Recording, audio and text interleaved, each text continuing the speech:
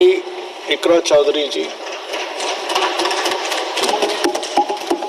धन्यवाद सभापति महोदय, आपने मुझे इस विशेष चर्चा पर बोलने का मौका दिया। भारत के संविधान के 75वें वर्ष की चर्चा के मौके पर मैं सबसे पहले संविधान बनाने वालों की दूरदृष्टि को सलाम करती हूँ। एक युवा सांसद के तौर पर मैं अपनी उम्मीदों को संविधान के साथ जोड़कर खास तौर पर ये बताना चाहती हूँ कि आज हमारे देश में पिछड़े, दलित, अल्पसंख्यक समुदाय को किस तरह अपने संवैधानिक अधिकारों और आज़ादियों की हिफाजत के लिए हर रोज मुश्किलों का सामना करना पड़ रहा है। Doctor B.R. अम्बेडकर के कथन से अपनी बात रखना चाहती हूँ।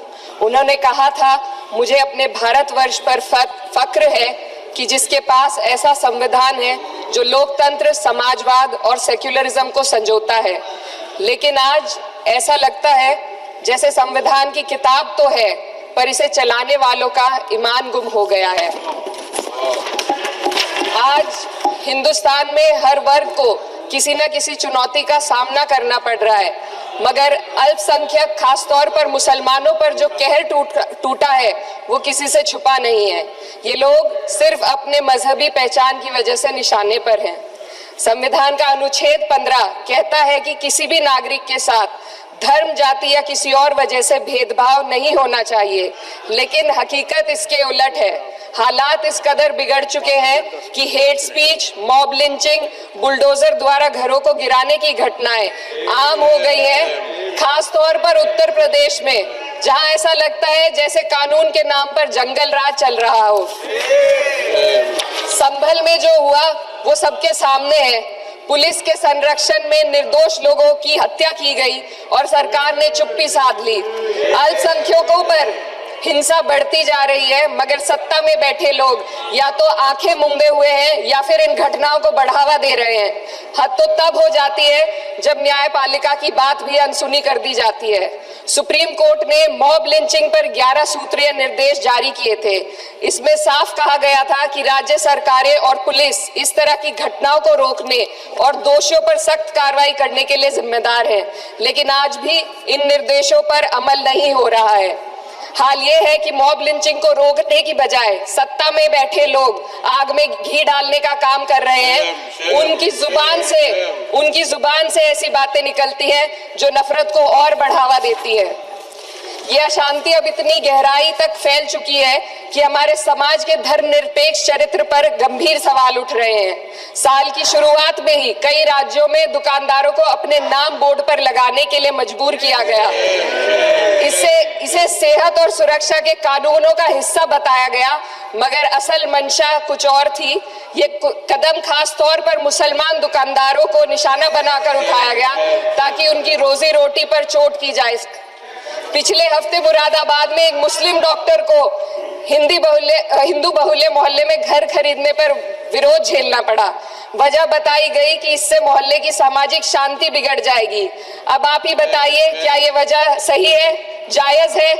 असल में ये छोटी बड़ी घटना इस बात का सबूत है कि सांप्रदायिकता को बढ़ावा देने वाले बयान और नीतियां हमारे समाज को अंदर से खोखला कर रही है। उत्तर प्रदेश में यति नरसिंहन ने बेहद घटिया बयान दिया, लेकिन सरकार इन बयानों पर कोई कार्रवाई नहीं कर रही। हेट स्पीच न केवल जनमानस के विचारों को प्रदूषित करती है, बल्कि इससे अब संवैधानिक पदों पर बैठे लोगों को भी प्रभावित कर दिया है। अभी हाल ही में माननीय उच्च न्यायालय इलाहाबाद के माननीय न्यायाधीश ने ऐसे बयान दिए जिसका संज्ञान खुद सुप्रीम कोर्ट को लेना पड़ा। संविधान के अनुच्छेद 29 और 30 ने अल्पसंख्यकों को उनके मजहबी और सांस्कृतिक हक दिए हैं ताकि वो अपनी पहचान को बचा सके और अपने संस्थान चला सके, लेकिन आज उन्हीं हकों पर हर तरफ से चोट की जा रही है। वक्फ जैसे बिल लाकर उनके धार्मिक अधिकारों को छीनने की कोशिश की जा रही है। आज अल्पसंख्यक समुदाय को संविधान द्वारा दिए गए अपने बुनियादी अधिकार पाने के लिए लंबी लड़ाई लड़नी पड़ रही है। ऐसे कई मामले अदालत ने न्याय देकर संविधान की रक्षा की है, लेकिन अदालती प्रक्रिया में जो समय लगता है उसकी वजह से देश के सामाजिक ताने बाने को भारी नुकसान उठाना पड़ता है। मिसाल के तौर पर इलाहाबाद हाई कोर्ट ने 2004 के मदरसा एक्ट को रद्द कर दिया था, जिससे मदरसों के संचालन पर सवाल उठे। हालांकि सुप्रीम कोर्ट ने बाद में इस फैसले को पलट दिया और एक्ट को वैध करार दिया, लेकिन इस प्रक्रिया में जो समय लगा उसने अल्पसंख्यकों को बेचैनी और संघर्ष के दौर में डाला है। इसी कड़ी में प्लेसेस ऑफ वर्शिप एक्ट 91 भी आता है और कई अन्य अधिकार, उन्हें भी इसी तरह अदालती लड़ाइयों में उलझाया जा रहा है। ये स्थिति न केवल अल्पसंख्यकों के अधिकारों की राह में रुकावट है, बल्कि justice delayed is justice denied जैसी कहावत को सिद्ध करती है। मैं इस सदन से दुनिया भर के अल्पसंख्यकों की आवाज उठाना चाहती हूँ, खास तौर पर हमारे पड़ोसी देश